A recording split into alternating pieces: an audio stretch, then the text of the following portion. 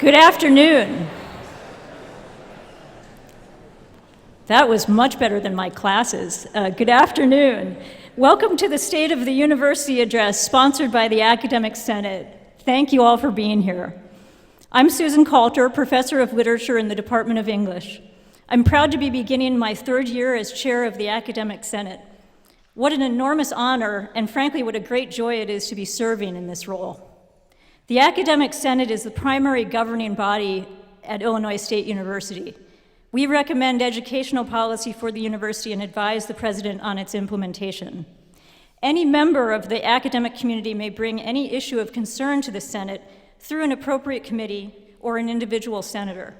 Please also feel free at any time to reach out to me personally. All campus members, faculty, students, faculty associates, administrative professionals, and civil servants participate in academic governance through the Senate. Only a handful of senates nationwide have significant student representation, and we are one. Thus, we are an academic senate rather than a faculty senate, with strong faculty-only and student-only governing bodies as subcommittees. Opportunities abound to serve the university through the Senate or one of its external committees, sitting at the table with our leaders and meeting and working with colleagues from across campus that you would never otherwise come into contact with are rewards in themselves. Recently, the Chronicle of Higher Education acknowledged our strong shared governance. ISU is a place where the rank and file members of campus are primary agents shaping our priorities. Last year, the Academic Senate was very busy, as many of you have heard. Among our many accomplishments, we instituted a new intellectual property policy and formed a standing textbook affordability committee to help keep student costs down. Meanwhile, the Faculty Caucus revised our existing appointment, salary, promotion, and tenure policies and made significant progress on 4 newly proposed articles, soon to be incorporated into them. Turning to the reason why you all showed up, I am honored to be able to introduce President Larry Dietz as he gives his third State of the University address. Dr. Dietz led us through a very tough year last year. He led us, as well as the rest of the public universities in the state, advocating the cause of public higher education with our elected officials, our community leaders, and the general public. The university presidents voted confidence in him by re-electing him to that role as convener of our public universities. Somewhere out there is a recent video of him wrangling a shark off the western coast of Mexico. We're thinking those skills might just be transferable. Dr. Dietz is also making change, most notably by commissioning a study of the climate on our campus, the extent to which all members feel like they belong, are heard, are treated fairly, and are respected for their abilities and potential. And also by forming a task force to analyze the feedback and institute better policies, procedures, and practices. In the nearly 2.5 years during which I have been Senate chairperson, Dr. Dietz has consistently reached out to me for consultation and exchange of information. He cares about ISU students, faculty, and staff, and is committed to bettering our experiences. Now he is asking all of us to turn even more attention than we already do toward bettering the experiences of others on campus by fostering a stronger sense of inclusiveness, belonging, and unity, by showing confidence in the skills towards successful achievement that we all bring to this daring enterprise that is building knowledge and employing it toward the common good. Policies, procedures, and practices are nothing compared to a culture deeply embracing diversity. President Dietz will speak for approximately 30 minutes, and then the floor will be open for questions. Members of the campus community were invited to email questions for the president in advance, and we have a few of those. And following the address, please join us for a reception in the lobby. Dr. Dietz will also be happy to answer questions there. And now let me ask you to give a warm welcome to the 19th president of Illinois State University, Dr. Larry Dietz.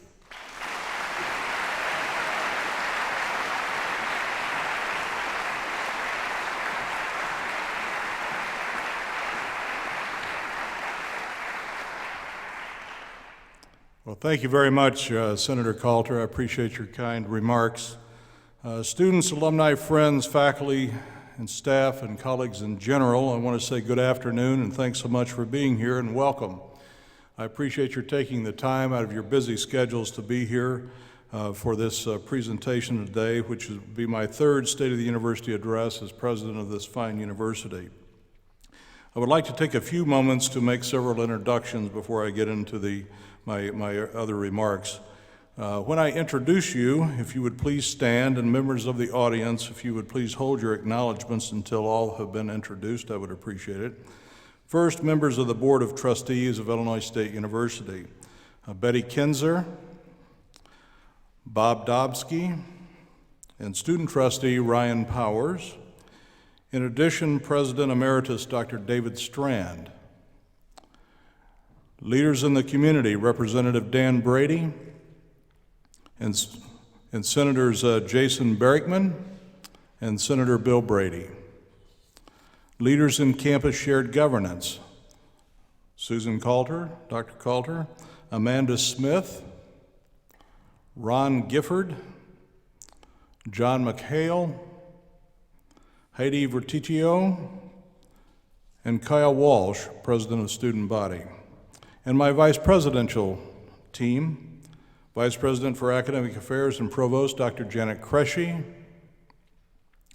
Vice President for Finance and Planning, Greg Alt, Vice President for University Advancement, Pat Vickerman, and the newest member of our team, Vice President for Student Affairs, Dr. Levester or L.J. Johnson, and other members of the Cabinet, Lisa Hewson, our General Counsel, Larry Lyons, our Director of Athletics, Jonathan Lackland, our Director of State Government Relations, and Jay Groves, our Chief of Staff. Now would be a great time to recognize these wonderful people.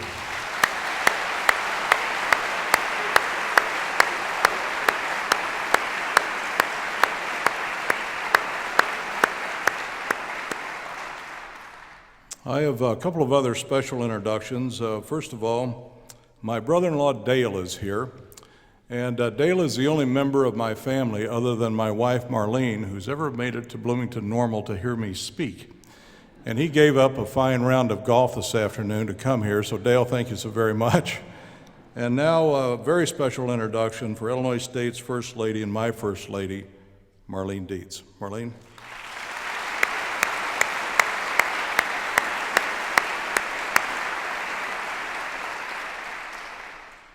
It was October 8th, 2015, when I presented to you my last State of the University address. Early in that message, I lamented that Illinois State was 3 months into FY 2016, and still there was no state appropriation for public universities. 3 months. Imagine that. We had no idea what was ahead. During that particular message, I also warned it could be some time before the legislature and the governor agreed on a budget, and that the budget might be less. In fact, I think I used the words much less than the previous year. Sadly, I was correct, but I never had the idea to predict that the governor and the General Assembly would take an additional 10 months and 3 weeks to agree on a final stopgap measure. That's an almost unthinkable amount of time, until, of course, you stop to think that it could happen again this year. I deliver this FY 2017 State of the University address in the same Illinois fiscal environment as I offered last year's address, and that is with less state support, without a full budget in place, and without any reimbursement for the funds this university provides for its students with the greatest financial need through the Monetary Assistance Program, which is the state's program, but the university is paying for that. But just like last year, I delivered this message, and this year I'm filled with the same kind of optimism and the same kind of positive attitude and outlook that I had last year. We received a total of $59.2 million in state stopgap funds last year, about 18% less than our state appropriation from the previous year. Fortunately, we were prepared for it. As I like to say, we planned our work and we worked our plan. We eliminated or left vacant more than 100 non-faculty positions. We reduced spending by $11 million on everything from non-safety related construction and maintenance projects to large equipment purchases to freezing merit-based salaries for the year. We brought in the largest freshman class last year in 26 years, growing total enrollment and increasing the number of underrepresented students while building quality, increasing our prestige, while also contributing to our bottom line. We celebrated the second best philanthropic year in Illinois State's history, raising more than $21.6 million in gift commitments from alumni, corporate partners, friends, and members of our own university family who sees this institution's bright future and are willing to invest in success. We kept our debt low. In fact, we held the lowest debt burden of any public university in the entire state of Illinois. And we made it. We ended the last fiscal year with 2 words I've used over and over again. We were strong and stable. But we also watched as many of our sister universities teetered on the brink of insolvency, unsure whether they would greet the fall 2016 semester with open doors. And now, we all face going through that exercise again. Illinois public universities have been told that the 12th hour funding we received on June 30 will have to sustain our campuses through the first 6 months of this fiscal year, allowing the General Assembly and the governor to move past November elections and into calendar year 2017. Again, Illinois State University will be prepared. We will further cut operational spending and eliminate or leave vacant more administrative-related positions. And by the way, that number has now reached 110 positions.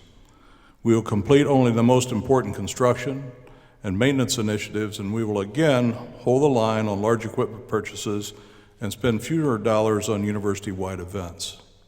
But again, I am confident that we will emerge strong and stable. We will again put our students first by keeping our professors in the classroom and our support staff in their offices. And again, I do not see a circumstance where we will have to resort to layoffs or furlough days, something that has already happened and will continue to happen, in my estimation, at many other colleges and universities throughout the state. We will also again pay forward to our nearly 4,000 students who receive the MAP funding, those with high financial need, the millions of dollars they need to attend classes and pay for housing, books, food, and clothing. In my estimation, we have a moral and ethical contract to teach and support all of our students that we admit, and I intend to keep that regardless of their financial ability to pay their bills here. My greatest worry today is how many more times will I have to say the word again, and how many agains remain for Illinois State University, and how many fewer agains must remain for many of the other Illinois institutions. There's no question Illinois remains in a financial crisis, a crisis that is often exacerbated by partisan political gridlock. Maybe November's election will bring a solution to the contention, but I wouldn't bet the farm on it. And when I make that statement, our family's had a farm in its history since 1863, so I don't use that phrase lightly. But until a long-term financial solution is determined, our state leaders must find ways to compromise and end this piecemeal approach to funding our state's most precious resource, the higher education of its citizenry. Legislators were able to reach across the aisle on April the 22nd and on June 30th of this year, but left in the wake of those late agreements were institutions facing fiscal disaster, threats of closure, large-scale layoffs, shattered morale, and a terrible impression on Illinois students and their families who were shopping for a college education.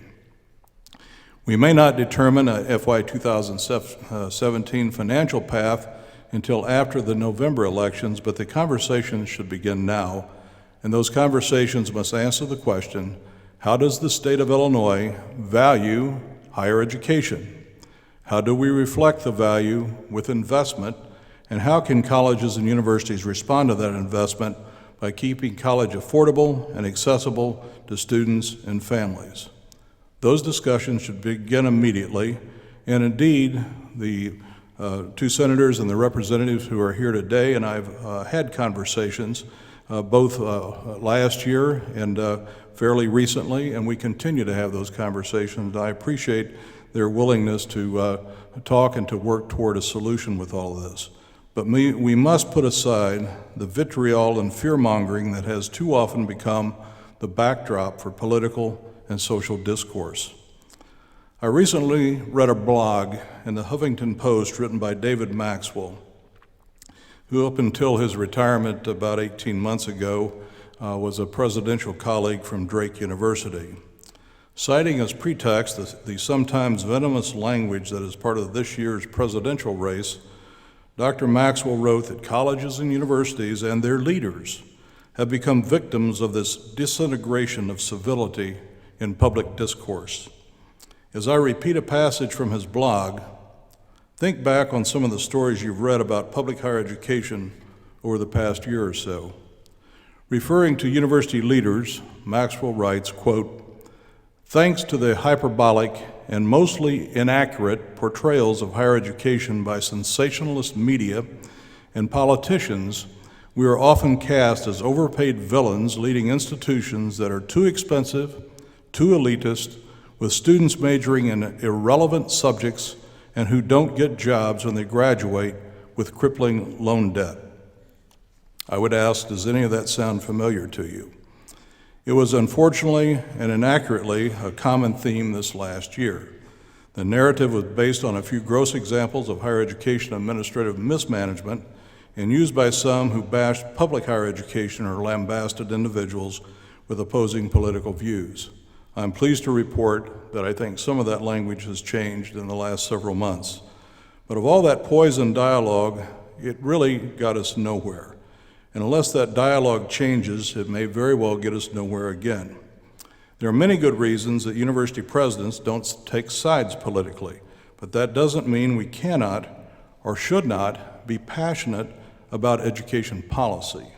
And for more than 40 years, I've been passionate about public higher education policy. Another favorite author of mine is Dr. Ernest Boyer, a distinguished scholar who served several public universities, the Carnegie Commission, and was an Assistant Secretary of Education. One of Boyer's favorite topics was the notion of community.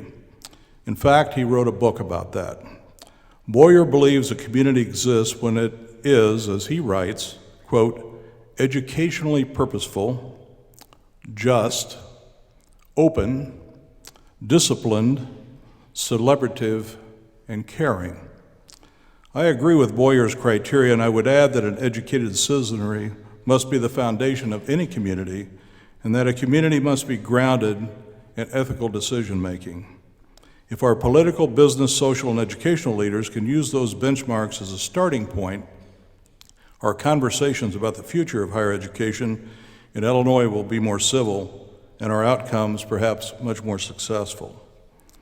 As the convener of the 9 Public University Presidents Group, I can report to you that those conversations have already begun right here on our campus among college and university presidents and chancellors, the Illinois Board of Higher Education, and some Illinois governmental leaders as recently as last week. As we make the case collectively for public higher education, I pledge to continue making the case for Illinois State University using what I will call today our metrics of excellence. As members of the university family, you are responsible for those metrics, and I am proud to share some of those metrics with you now. Just over a week ago, I participated in a news conference on campus to reveal ISU's 2016 fall census, the total number of new freshmen and the total number of students, and how those students reflect our academic quality and our diversity. We decided to hold a news conference instead of simply issuing a press release, not because we set a 27-year record for our new freshman class, which we did, not because our total enrollment went over 21,000 students, which it did, but because we achieved that success in what was probably the most difficult recruiting environment in our entire history as a university. Not only is the number of graduating high school students shrinking, Not only is there increasing competition from border state institutions, but the economic and political chaos that shadowed Illinois for the entire year made it extremely challenging for any public university in Illinois to bring students to their campuses. But Illinois State again met this challenge, and we begin this year with 3,638 new freshmen and a total enrollment of 21,039 students, and I think that is just simply remarkable. 217 freshmen scored 30 or better on the ACT. That's up 3% for us. 2 scored a perfect 36. And Jay Groves and I were in Chicago last week at the Black Colleagues Association, and he said, I too scored a perfect 36. I took the ACT 3 times and I scored 12 each time. These individuals took it once and scored a perfect 36. That's pretty rarefied air. We've also had at least one freshman on campus who went from kindergarten through high school and never missed a single day of class. So we have talent and we have stamina. I met her at the Pig Out with the Prez just this last week, and her record continues. I'm also proud to say that 1/5, or approximately 20%, of our student population comes from traditionally underrepresented groups, with a 10% increase in African American students and a 9% increase in Latina students. So we have strength also in our diversity. Everyone in this room deserves a measure of credit for creating a university that, even in Illinois, remains a destination for motivated, high-achieving, and diverse students. But I also want to specifically thank the staffs of enrollment management, admissions, financial aid, housing, registration, and university college and academic advising for their extra efforts in a truly phenomenal recruiting year. And I would like to ask those staff members from those various units to please stand for recognition. Would you stand for us, please?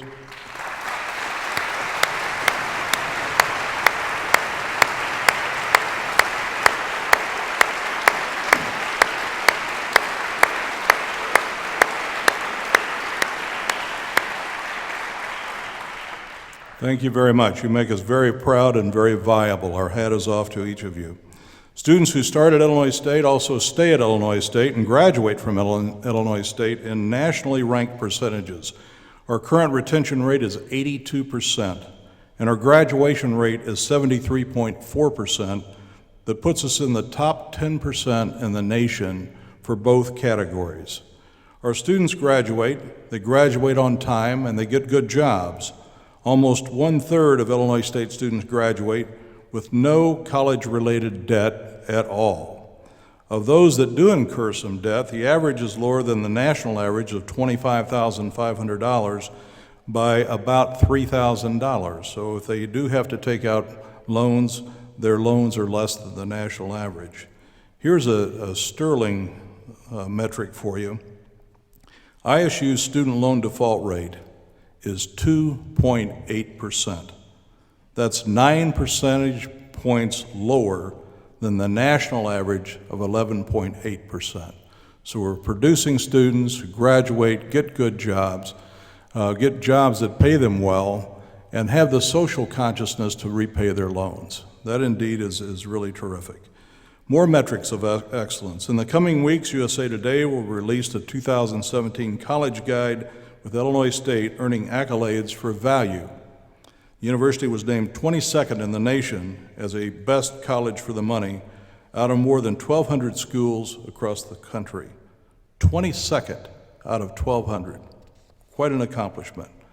Earlier this week, U.S. News & World Report released its annual college rankings, and I'm pleased to say that ISU ranks 78th among the best national public university. That keeps us in the top 80 and actually is up one notch from last year, and second among public universities in the entire state of Illinois. ISU also routinely appears in national publications that rate schools for their quality and for their value. Publications such as Money Magazine, Kiplinger's, Business Week, the Washington Monthly, and others.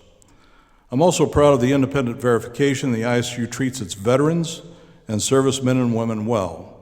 And if any of you are in the audience today, thank you for your service, and it's our pleasure and our pride to offer you service at this university.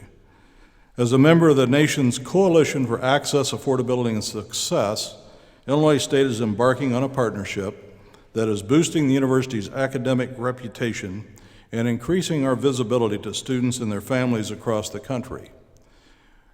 We are in an inaugural class of 77 of the nation's top universities when the coalition began.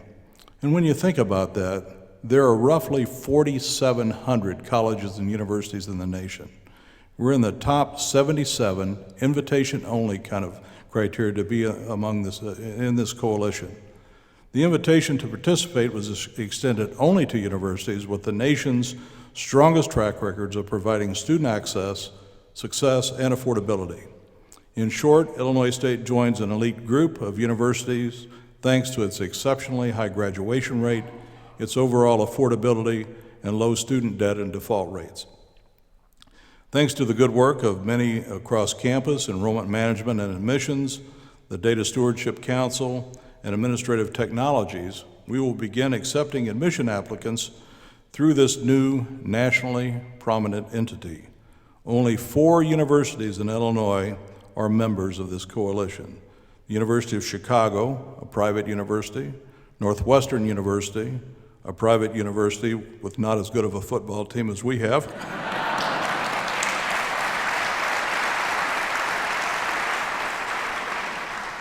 that one's for you, Brock, and all the players. The University of Illinois Urbana-Champaign and Illinois State University. Pretty doggone good company, I would say. And speaking of company, as I mentioned, our Redbird football team played in the company of the Big Ten. Last Sunday, we went into the den of the Wildcats and brought home our first ever Big Ten football victory. So congratulations to our Redbird football team, Coach Brock Spack, his assistants, and the entire athletics department.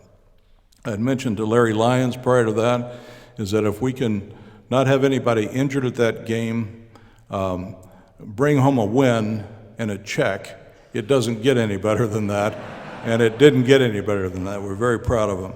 Our Redbird student athletes are not only the stars on the field of play, but also in the classroom. On the turf, we back the Birds to two team championships in football and in women's track and field. 85 student athletes were named all-conference, and 16 were individual champions in their respective sports. 2 of our Redbird alums also competed in the Summer Olympics. In the classroom, Redbird student athletes combined to record a department record high of 3.23 cumulative GPA in the spring of 2016. 89 student athletes earned a perfect 4.0 grade point average for the semester. Our athletes also put our value of civic engagement into practice by performing over 2,600 hours of community service. So congratulations to all the student athletes, to the coaches, staff members who so tirelessly support them. We're very, very proud of you. Perhaps, though, the accolade that brings me the most satisfaction is the one we just received about 2 months ago from the leading publication in our field, the Chronicle of Higher Education. In July, the university was designated by the Chronicle as, quote, a great place to work. It was an achievement the university earned in 2 Chronicle categories last year. This year, Illinois State received honor roll designation because of its high rankings in multiple categories, including collaborative governance, respect and appreciation, and work-life balance. The only question I had, and people have asked me about it, was that work-life balance issue. I said, are you sure we were in there for that one? But we were. It's especially gratifying that the Chronicle's assessment includes an independent and confidential survey of faculty and staff members at the nominated institutions. We at ISU played no role in gathering or reporting the data, and that shows me that even in challenging times, we not only support our students, but we support each other. As we reflect on our accomplishments, we will also begin updating our strategic plan, Educating Illinois, and embark on a busy and ambitious 2016-17 academic year at Illinois State. My agenda includes many initiatives. We will continue our efforts to bring more international students to our campus, to increase ISU's geographic and ethnic diversity. At most universities of our size, the international population is somewhere between 5 and 10%. We're about 2 or 3%. This year, we will contract with what is known as a pathway provider, a third-party entity that partners with universities to recruit international students. This does not compete with our existing international student program, but rather complements it. Our efforts will not deny access to qualified Illinois students who want to attend ISU, but a university that aspires to prepare students for success in a competitive global environment should welcome and educate more students from around the globe. We also will encourage more of our students to study abroad. Indeed, Marlene and I last night were in a class dealing with Vladimir State University and a number of our students who went over there last year, and we were talking about doubling the number of our students who would potentially go abroad. ISU's Center for Community Engagement and Service Learning is taking shape and will progress as the academic year unfolds. I'm pleased to tell you that the center will move into its new home at the corner of Fell and North Streets as early as October. Under the leadership of Dr. Jan Patterson, several civic outcomes assessment projects are currently underway. These involve our newest students who are enrolled in COM 110, students in the Civic Engagement and Responsibility minor, and former students participating in the Alumni Survey. Illinois State received national recognition for its efforts to develop a coordinated and sustained approach to comprehensive community engagement when members of the Civic Engagement Task Force presented at the Civic Learning and Democratic Engagement meeting in Indianapolis this past June. Goals for the year include the development of a campus civic action plan, the development of a website, and the formation of a community advisory group to create additional mutually beneficial campus and community partnerships. Meanwhile, just 2 weeks ago, the Illinois Board of Higher Education authorized Illinois State to establish a national center for urban education. Dr. Robert Lee, who also directs the Chicago Teacher Education Pipeline, will serve as the executive director of the center, which will be funded through federal, state, municipal, community, and corporate grants. The mission of the center is grounded in social justice and works from a community-based approach to cultivate and sustain transformative, resilient, and effective public schools. The center will address 3 current needs in urban education, which are reducing the human and capital costs of high teacher attrition rates, preparing culturally informed and responsive teachers for the reality of demographic change, and finally demonstrating the value of community-based partnerships to enhance shared educational goals. Another initiative this year flows from the campus climate assessment that was completed this past April. Following the campus-wide release of that assessment, I announced the formation of a task force to address the report's findings and also its recommendations. The task force numbers 27 members. They've already begun their work, which will span the entire academic year. I would like to introduce you to the task force steering committee, which represents faculty, staff, students, and alumni. They are Doris Houston, Dave Bentland, Guadalupe Montalvo, Rick Lewis, and Ryan Powers. Could you all please stand for recognition?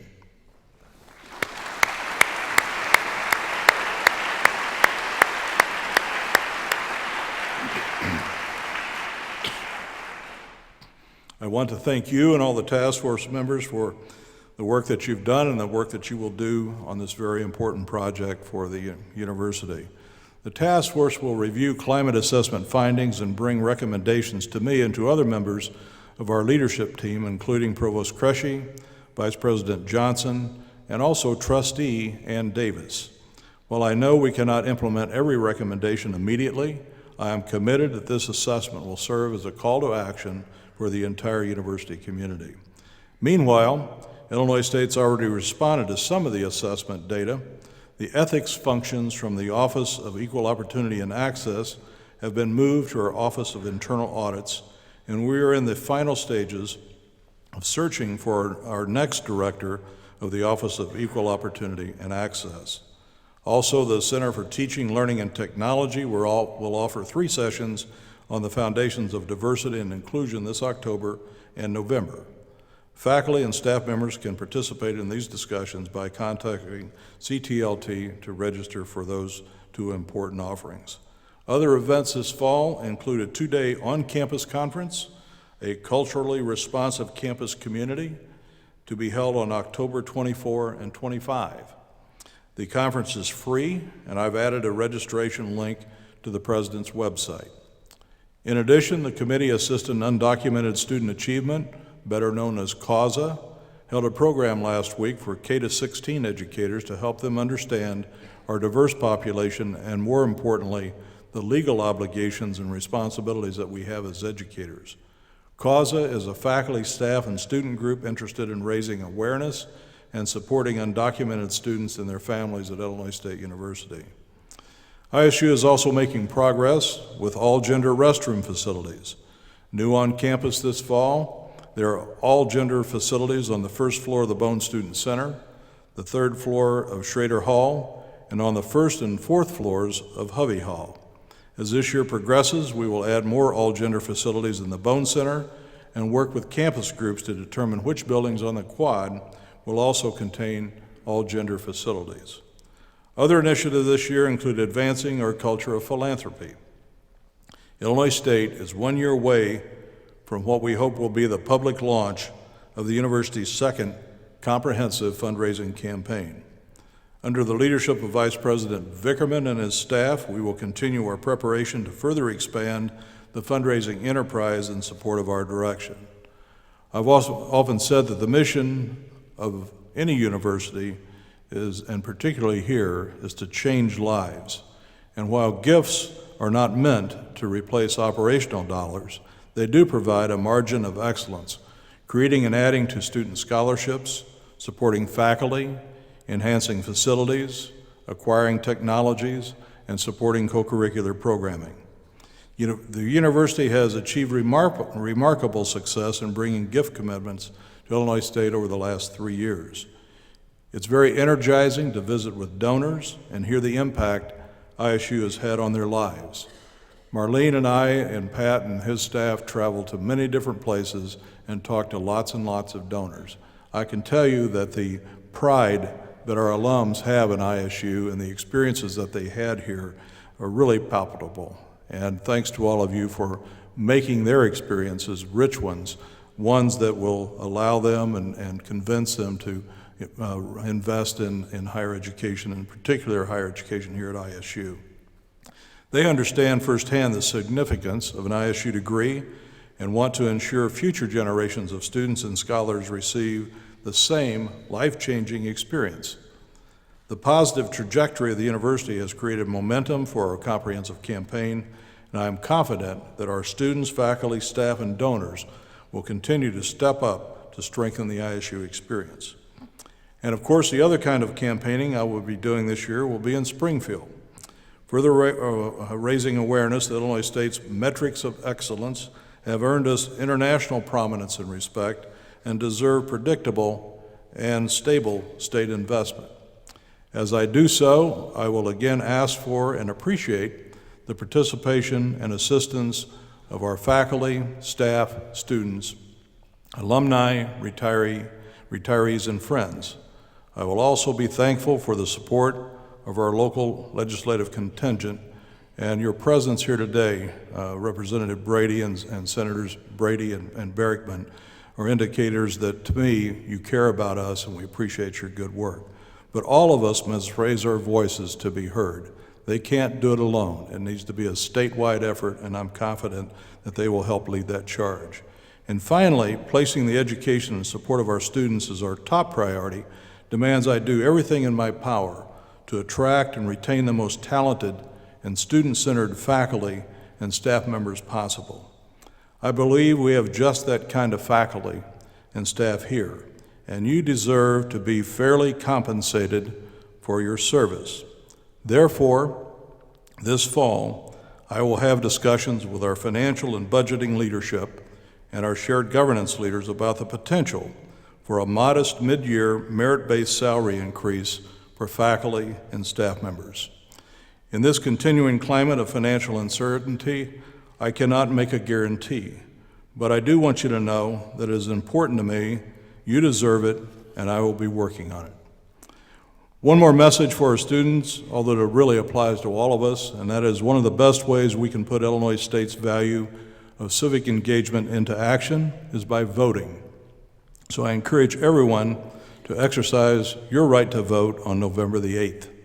I know that during the primary elections, students experience some long waits to register and vote, particularly in the Bone Student Center. I am told those issues have been resolved, and with the opportunities for advanced registration and early voting, I hope for a big voting turnout from the Redbird Nation. And I hope our faculty and staff members will also elect to participate in this year's State Employees Combined Appeal Campaign. There are a variety of organizations in McLean County, around the state, and throughout the country that need our help, and the SECA campaign is a great place to contribute to those worthy goals. And again, I want to say thank you for your time and attention. Thank you so much for your support over these past 2.5 years. I am grateful for your service. I am proud to work with each of you every day. Marlene and I are proud to be a part of the Illinois State University family. And I want to end this address with a message that I hear oftentimes very early in the morning from colleague Danielle Miller-Schuster, who offices right down the hall. And she generally starts her day whenever she gets a phone call by saying, "Hello, it's a great day to be a Redbird." And indeed, it's a great day to be a Redbird. Go Redbirds. Thank you very much.